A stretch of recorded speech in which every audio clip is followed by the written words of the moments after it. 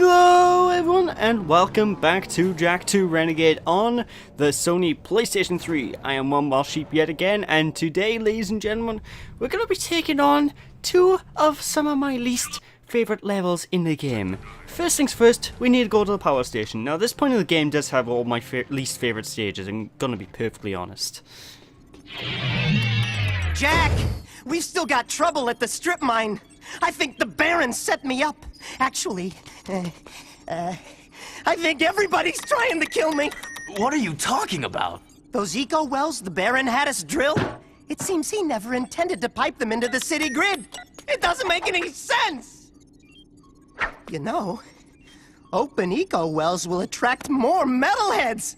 You've got to close them off. Now, these plasmite bombs should do the trick.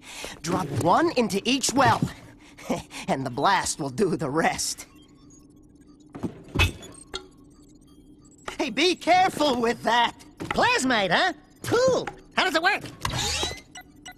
Ah! I believe this is yours. Hey, not my problem anymore. No, really, I insist. You're the hero. No, Jack's the hero.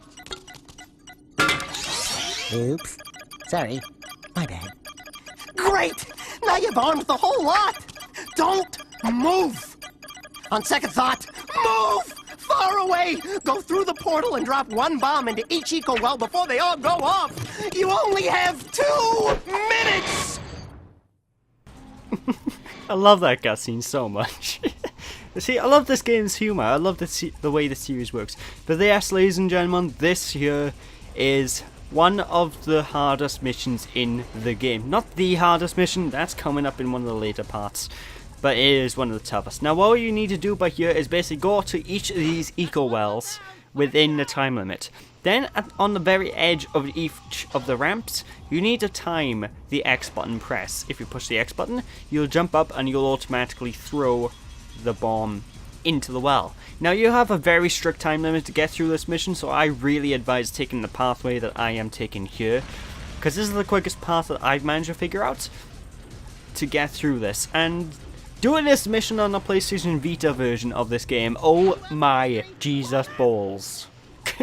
Seriously, the PlayStation Vita version of this game, this mission is like the worst thing ever, because the frame rate is bad, and when the frame rate basically ruins your timing with the X button presses, because you need, like I said, you need to press the X button when you're on the very edge of the ramp, and because of the Vita's frame rate, the X button won't register every time you reach the end of each of the ramps. So it's usually pretty much impossible to get through this on the Vita version, purely because the game just doesn't run at full 60 FPS. Because the game was developed with this mission, so you need to have pretty much frame by frame precision using 60 FPS. If you don't have 60 FPS, well, you can't do it. But anyway, there's the last of them. Not that big a deal if you know what you're doing. But if you don't know what you're doing, it's one of the most annoying missions out there.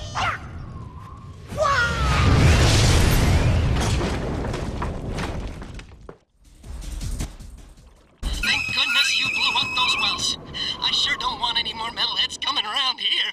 Good work, boys. I owe you one. Well, you know, you could say that we certainly drilled the situation into those things. I'm so sorry. But anyway, yes, that was one of the missions complete. But we got more missions to do in the power station, so let's return and talk to Vin yet again, shall we? What a brain wreck. Vin sure is scared of metalheads. And for good reason. I've seen what metalheads do when they take a city. The destruction, the killing, the devouring.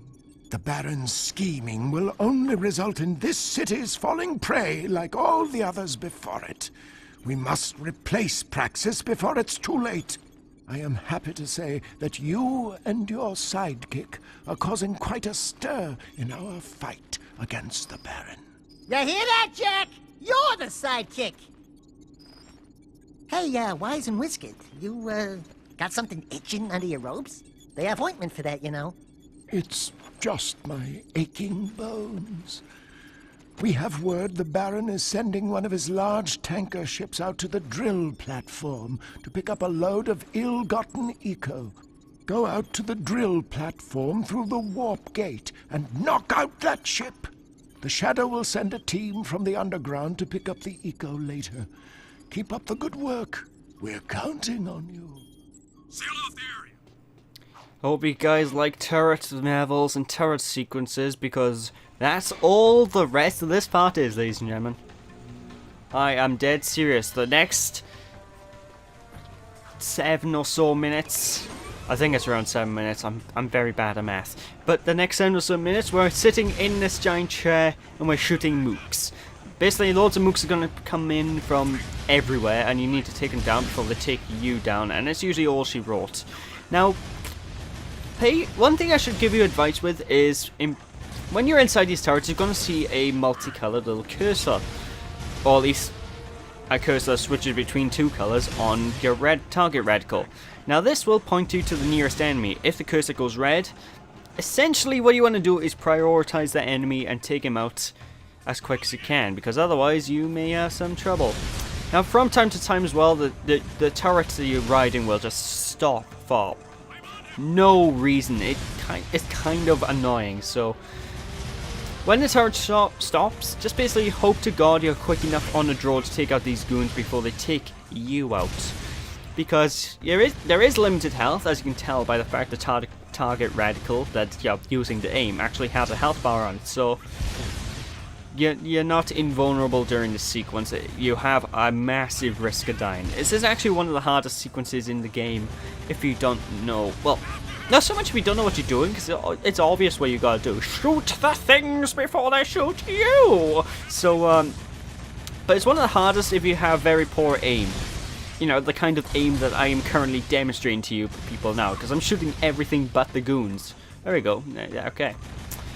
But quite a few of them do pop up, and this, like I said, this mission takes about 7 or 8 minutes. It's a really drawn out mission, and I don't like it. I have gone on record before talking about pacing and how pacing is a good pacing is pretty much a must in a game like this, and this mission, ladies and gentlemen, is a sense of bad pacing. This mission makes me really think they just wanted to pad out the game in order to give it more game time. I don't know if that's the case, because this is a bloody long game in its own right, especially compared to the first Jak and Daxter. The first Jak and Daxter I would have been done with by now, see? At least I think I was. I actually can't remember how long my LP of the first Jak and Daxter was, because that was like a year ago, give or take, maybe 2. God, time flies. But anyway, every now and then you will get little break sequences like this where you have to deal with some minor metalheads. So bring out your scattergun and essentially you'll be safe from all these Beyblade goons. I don't know why, I was just about to make a Wayne's World reference. I don't know why. Bill and Ted, Wayne's World, party time, excellent. Why did I say Bill and Ted? Next thing you know, it's going to be an enemy talking about an Iron Maiden, as in the actual metal structure that used in medieval times, and my response will have to be, Iron Maiden, excellent. But seriously, if none of you know what I'm talking about, please go and watch Bill and Ted's Excellent Adventure. It is, without a doubt in my mind, excellent. Anyway, when we get to reach this point on the turret sequence, we're going to need to take down this giant airship. Now, fortunately, this airship is really lenient with where you need to hit. Basically hit nearby where the turret's coming out of and shooting you. If you're quick enough, you can destroy the turret and destroy the airship before the airship hurts you. However, if you're not quick enough, you may have some trouble. So just, like I said, shoot in the general direction of the thingy until it explodes. And that is all she wrote. Excellent! Ah, Christ on a bike followed by a trike followed by... I have no idea. I honestly have no idea. But yeah, just keep booping the boops until it goes down, and there we are. I believe that is over the halfway point of that mission now. Well, obviously it's over the halfway point of this mission. We got 2 minutes left. It is a shame that it isn't the entire mission, and what does annoy me is whenever you reach the end of the track on a turret, you automatically exit the turret. Now you might think, what's so wrong about that, boss? What's wrong with that, chief? Well, the problem with that is simply because you'll have an instance like I have right by here, where you have to take down the mooks that are left over.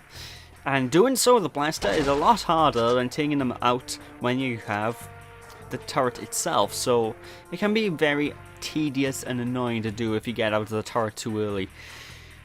I don't know why they didn't program it so you can just press the triangle button and leave the turrets. I think that would have probably made things a bit better.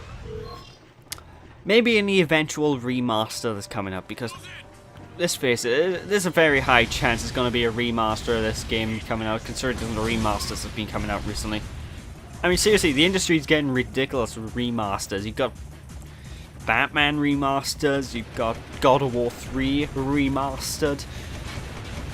It's like they don't know what to do anymore. There's usually middleware games that fill up the gaps between the giant AAA games, and now instead of getting the usual middleware games like, say, Stranglehold, now we're getting stuff like God of War 3 again. Oh, that's probably something that's going to be an out-of-date commentary later on down the line, but it's something that annoys me about. It's something that's starting to annoy me a tad about gaming in this day and age, you know. That and middle tier developers that do mid-budget games are sort of dying. Well, not dying. They have pretty much died off. There's either pretty much indies or AAA these days. There's no middle ground, and it kind of depresses me because the middle ground games, they usually had some good ideas, you know. They had a decent budget so they can do what they want, while while just adding more games that aren't the same old Ubisoft formula. I know AAA basically stands for ultra high budget games, but I have a bit of a problem with the industry using stupid budgets. But Excellent work. You are proving to be quite an asset. Without Eco, the Baron will soon topple, and the city's future will be in our hands. And with that, ladies and gentlemen, that is it for this part, so thank you all for watching. I hope you all enjoyed. Don't be sheepish, people. On my return next time, we will be doing more missions. I didn't check ahead to see what missions we're doing again. Well, we're doing more missions nonetheless, so I shall talk to you all next time. Thanks for watching, people. Catch you all again. Don't be sheepish. Bye!